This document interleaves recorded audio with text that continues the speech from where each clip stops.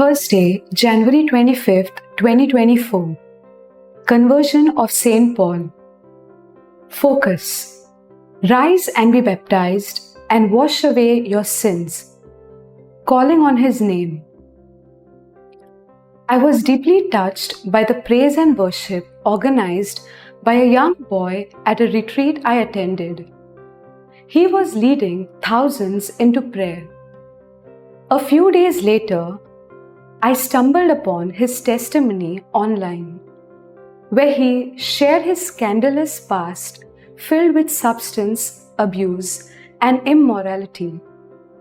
His parents' fervent prayers and God's steadfast love and faithfulness towards him led to his conversion and full-time music ministry for the Lord. No matter how deeply we are rooted in sin, how far we have gone from God, it is never too late to call on His name, confess, repent, and wash away our sins. This is a heartening truth for those whose past is a nagging source of guilt and shame.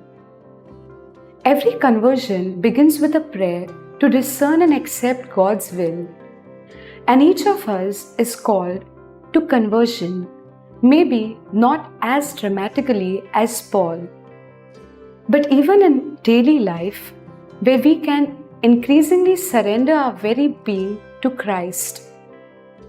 The best way to surrender is to put ourselves before God and ask Him, "What shall I do, Lord?" In God's plan, conversion and mission go together. When God calls, He also gives a clear mission.